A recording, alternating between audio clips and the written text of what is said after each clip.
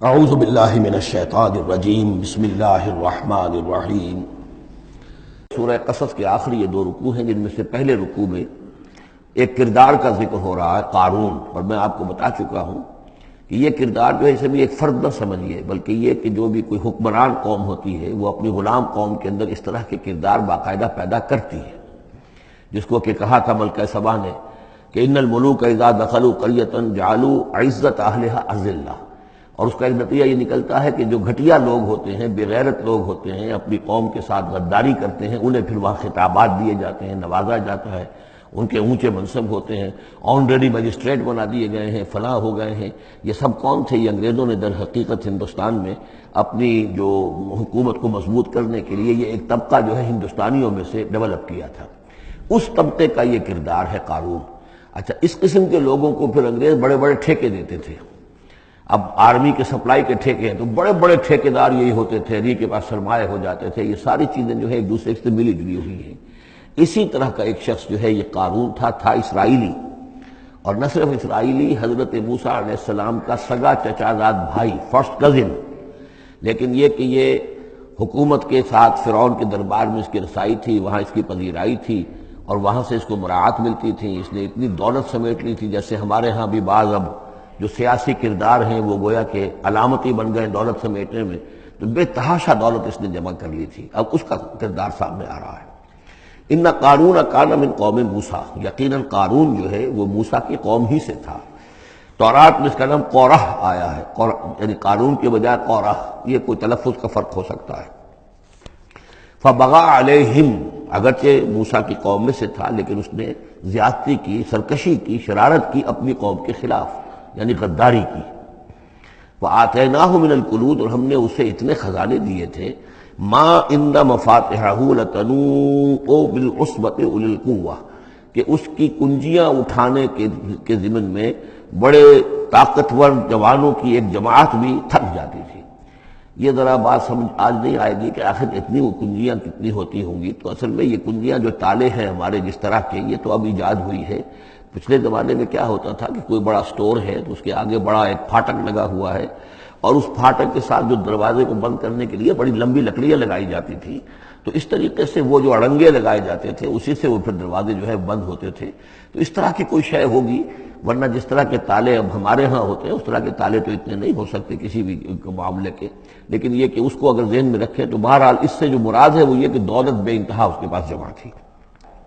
اذ قال له قومه، جبکہ اس سے کہا اس کی قوم نے، لوگوں نے کہا، کچھ بھلے لوگ بھی ہوں گے، جیسے ہم مکالمہ سورہ کہف میں پڑھ آئے ہیں، دو آدمیوں کا مکالمہ تھا، ایک وہ درویش تھا اور وہ عارف باللہ تھا، اللہ پر ایمان رکھنے والا تھا، اور ایک وہ تھا کہ جو دولت میں مست ہو گیا تھا، مال مست تھا۔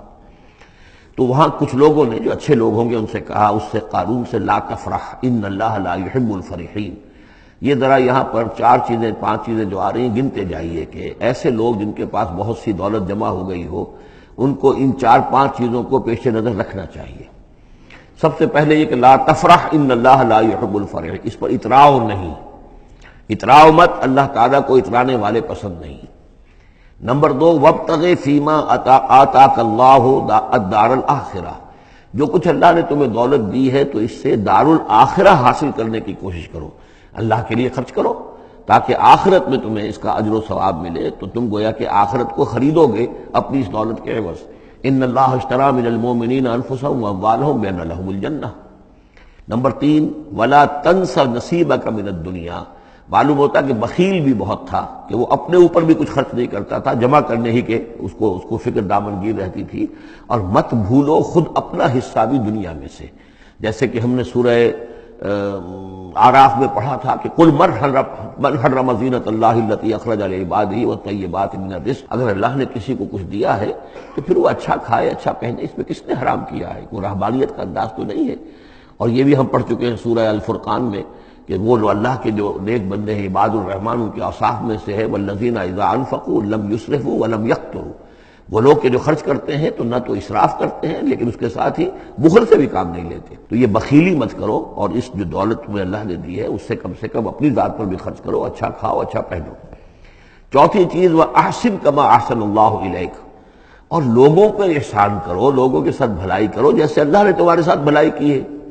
اللہ نے تمہیں دولت دی ہے تو جو بھی تمہاری قوم کے یا اور دوسرے لوگ بھی ہوں، اس میں تو کوئی علیحدہ تخصیص نہیں ہے، غریبوں کا، محتاجوں کا، مسکینوں کا، ان کا جو حق ہے، وفی اموالہم حق معلوم للسائل والمحروم، تو اس میں سے یہ ہے کہ اللہ نے تم پر احسان کیا ہے، یہ دولت دی ہے تو تم لوگوں کے ساتھ احسان کرو۔ اور پانچویں بات، ولا تبغی الفساد فی الارض، زمین میں فساد مت بچاؤ۔ اب یہ کیا مراد ہے؟ فساد کون سا مچا رہا تھا؟ وہ نبی تھے اس وقت کے حضرت موسیٰ علیہ السلام۔ حضرت موسیٰ علیہ السلام اپنے کار نبوت و فرائض رسالت کی ادائیگی میں پوری طریقے سے لگے ہوئے ہیں، اور کچھ لوگ ان کے ساتھ دے رہے ہیں، ان کا ہاتھ بٹا رہے ہیں۔ اب کچھ لوگ اس کام میں جب اڑنگا ڈالیں گے تو گویا کہ یہ فساد فی الارض ہے۔ اللہ تعالیٰ جو خیر چاہتا ہے موسیٰ کے ذریعے سے وجود میں آئے، اب اگر آپ موسیٰ کی مخالفت کریں گے، اس کی اسکیموں کو ناکام کرنے کی کوشش کریں گے، یہ وہی بات ہے جو منافقین کے بارے میں سورہ بقرہ کے دوسرے رکوع میں آ چکی ہے۔ وَإِذَا قِيلَ لَهُمْ لَا تُفْسِدُوا فِي الْأَرْضِ قَالُوا إِنَّمَا نَحْنُ مُصْلِحُونَ أَلَا إِنَّهُمْ هُمُ الْمُفْسِدُونَ وَلَٰكِن لَا يَشْعُرُونَ۔ جب ان سے کہا جاتا ہے کہ تم زمین میں فساد یہی تھا کہ ایک جماعت ہے، ایک تحریک ہے، اس کا ایک نظم ہے، اس نظم کے خلاف تم ریشہ دوانیاں کر رہے ہو، اور اگر اس کی اسکیموں کو فیل کرنے کی کوشش کر رہے ہو تو گویا کہ جو اصلاحی عمل ہے، جو انقلاب برپا کرنے کے لیے جد و جہد ہو رہی ہے، اس کو نقصان پہنچا رہے ہو۔ ان اللہ لا يحب المفسدین، اللہ کو ایسے مفسد پسند نہیں ہے۔ تو یہ پانچ چیزیں گن لیجئے۔ نمبر ایک، لا تفرح ان اللہ لا يحب الفرحین۔ نمبر دو، وابتغ فیما آتاک اللہ الدار الآخرہ، جو کچھ اللہ نے دیا ہے اس سے آخرت کا گھر حاصل کرنے کی کوشش کرو، یعنی انفاق فی سبیل اللہ، اللہ کی راہ میں صرف کرنا۔ نمبر تین، ولا تنس نصیبک من الدنیا، خود دنیا سے بھی تم بھی اپنا حصہ حاصل کرو، اچھا کھاؤ، اچھا پہنو۔ وَأَحْسِن كَمَا أَحْسَنَ اللَّهُ إِلَيْكَ، اور خلق خدا پر بھی احسان کرو جیسے کہ اللہ نے تم پر احسان کیا ہے۔ اور نمبر پانچ، وَلَا تَبْغِ الْفَسَادَ فِي الْأَرْضِ، دین کے لیے، اللہ کی توحید کے لیے، اللہ کے دین کے لیے جو جد و جہد ہو رہی ہے اس کو تقویت پہنچاؤ، نہ یہ کہ اس کے اندر تم خلل پیدا کرنے کی کوشش کر رہے ہو۔ صدق اللہ العظیم۔